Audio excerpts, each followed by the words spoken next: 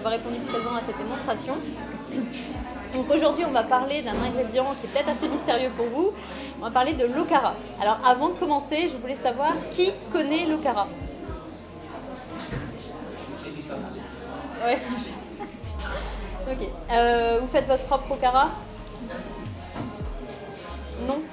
D'accord. Donc pour ceux qui ne connaissent pas l'okara, l'okara c'est le résidu, alors le mot n'est pas très joli mais bon voilà, c'est le résidu lorsqu'on fait son propre lait végétal. Donc logiquement le lait végétal à la base c'est du lait de soja, enfin, ça a été l'un des premiers. Et aujourd'hui en France on a quand même pas mal d'entreprises qui fabriquent leur lait de soja et qui le commercialisent. Et aujourd'hui on a une grande marque française qui du coup a décidé, plutôt que de le jeter, parce que c'était pour réduire l'impact, le zéro déchet, a décidé de commercialiser l'okara. Donc à partir de maintenant, dans les magasins bio, vous pouvez trouver de l'okara directement en barquette. Bon par contre c'est de l'okara de soja, pour l'instant il n'y a que celui-ci qui est commercialisé. Après, l'okara, donc si vous faites votre propre lait végétal, l'okara peut être réalisé avec des amandes.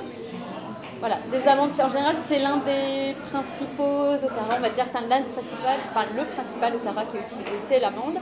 Ensuite, on peut le faire aussi avec des noisettes, du cajou, de l'avoine et aussi des graines comme les graines de courge, les graines de sésame, etc. Donc en fait, quand vous fabriquez votre propre lait végétal, au moment de le passer dans un sac à jus, il vous reste toujours une espèce de pulpe.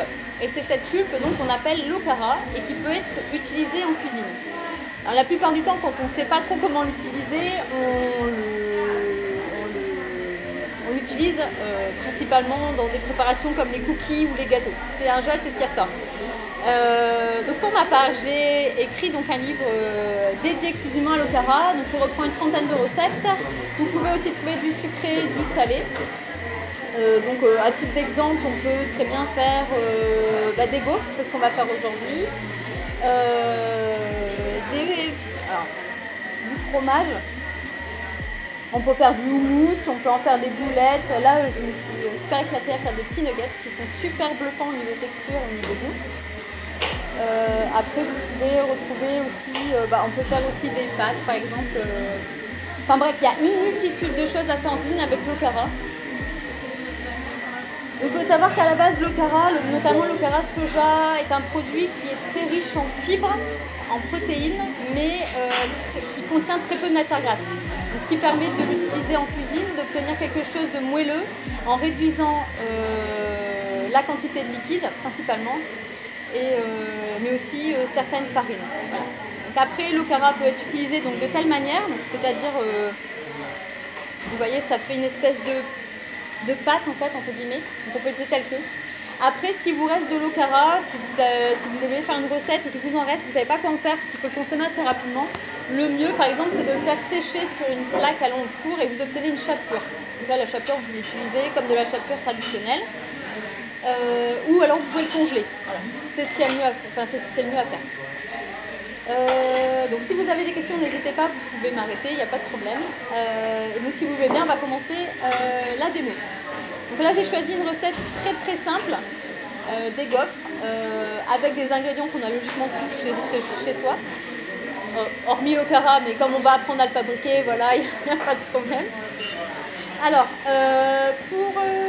il faut compter, là, pour faire la recette de gaufres, il faut compter on obtient à peu près 10 gaufres. Moi là, j'ai multiplié la préparation par 2 parce qu'on est assez nombreux. Et du coup, vous allez voir, c'est une préparation qui est très rapide, c'est très facile à faire. Et même si vous vous levez au petit déjeuner, vous ne savez pas quoi faire, et vous avez envie de gaufres, je vous assure, cette recette, elle est hyper rapide. Donc on va commencer par mélanger les ingrédients. Donc, est-ce que vous préférez que je vous donne les quantités pour 10 gaufres ou pour 10 On peut vous faire plaisir, il n'y a pas de souci. Non, mais là, je vais en faire 20 ou une vingtaine, il n'y a pas de souci, mais c'est peut-être plus facile 10 parce qu'en général, c'est la quantité qu'on obtient pour un petit déjeuner, surtout si on est en famille. Donc, alors, on en revient à la recette. Donc, du coup, 90 g de farine de blé, une cuillère à café de poudre à lever,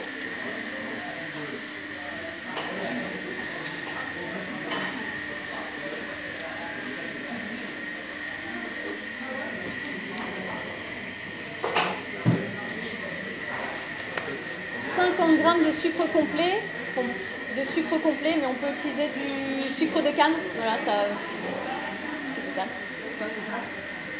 50 grammes.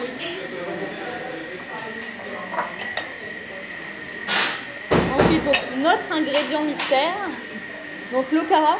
Alors, l'okara ici est un petit peu... Enfin, a déjà un petit peu commencé à sécher en fait, parce que c'est un okara qui est industriel, donc voilà. Mais si vous faites l'okara maison, si vous le faites directement, vous allez obtenir quelque chose de beaucoup plus moelleux, ouais, beaucoup plus, même plus pâteux. C'est pas joli, mais voilà, ce sera plus pâteux. Donc là, on en ajoute 90 grammes.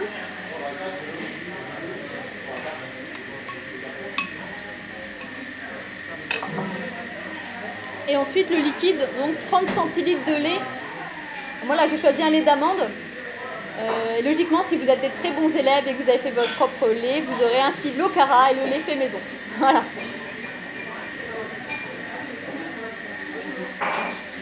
Donc, on mélange.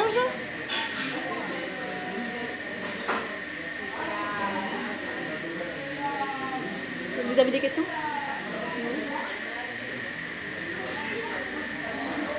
Alors bien sûr, vous pouvez customiser les gaufres. Hein. Là, par exemple, dans le livre, j'ai fait une version salée avec du pesto. Vous pouvez aussi ajouter du chocolat en poudre, par exemple, pour obtenir des gaufres au chocolat, ou alors utiliser un lait végétal à base de chocolat. Vous pouvez aussi ajouter des pépites de chocolat ou des épices. Là, franchement, c'est vraiment la recette de base, mais après, c'est à vous de voir. Vous pouvez jouer avec tout ce que vous avez sous la main. Hein. La cannelle, par exemple, ce sera génial. Après, je vous dis en version salée, bah, c'est pareil. N'hésitez pas à mettre des épices comme le curry ou le curcuma.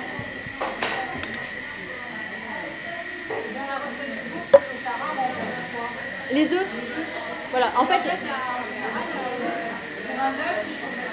Alors, il n'y a pas forcément de proportion parce que l'okara, c'est un petit peu compliqué en soi, sachant que selon l'okara que vous allez fabriquer, vous allez avoir des textures un petit peu différentes. Donc il n'y a pas vraiment de dosage. Après, c'est à vous de voir d'ajouter l'okara jusqu'à ce que vous obteniez à peu près la même préparation que celle que vous aviez avant avec des œufs ou d'autres substituts végétaux en fait. Mais après, c'est un peu compliqué à répondre parce qu'effectivement, j'ai déjà testé, par exemple, j'ai fait des clafoutis. Les clafoutis qui sont dans le livre, je les fais avec l'okara de soja. J'ai obtenu des clafoutis assez denses, on va dire. Enfin, vraiment la texture d'un clafoutis comme on pourrait le retrouver avec des œufs. Je l'ai fait avec de l'okara d'avoine et je suis vraiment retrouvée avec des clafoutis qui avaient presque la limite de la consistance d'un petit gâteau moelleux en fait. Donc c'est vraiment, ça va vraiment jouer selon les okaras utilisés.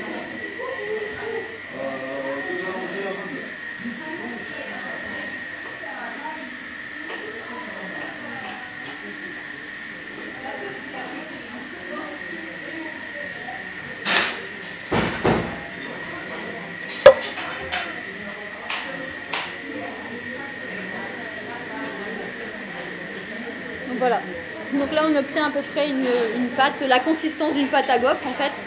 Après, comme c'est pour faire des gaufres, alors c'est pas pour faire les gaufres, je sais pas, comme les gaufres foraines en fait, celles qui sont vraiment rectangulaires. Moi je reste vraiment sur des gaufres qui ont plus l'apparence d'une gaufre liégeoise. Je sais pas si vous voyez, donc c'est plus rond. Donc en fait la pâte est un peu plus épaisse. J'ai pas essayé d'en faire des rectangulaires, donc je suppose qu'il faudrait mettre plus de liquide pour obtenir des gaufres, parce que là du coup on reste sur une pâte un peu plus épaisse qu'une pâte traditionnelle on va dire. Donc voilà.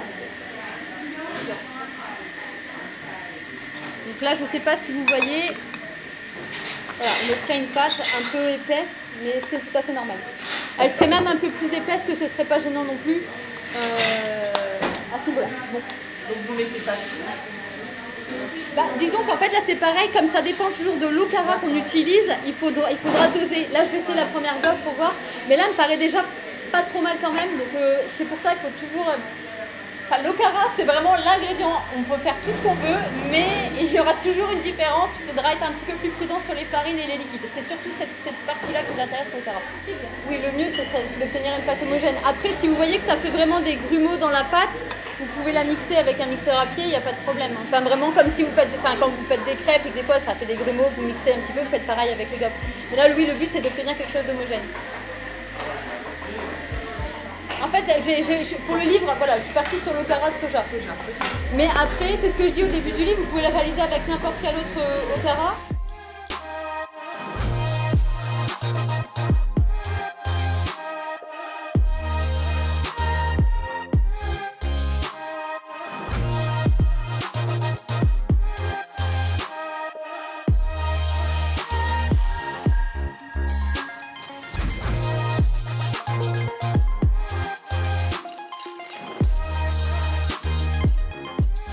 Merci à l'AVF et ses partenaires, merci aux éditions La Plage pour cette superbe démo culinaire. Donc merci à tous, à bientôt et vive l'AVF!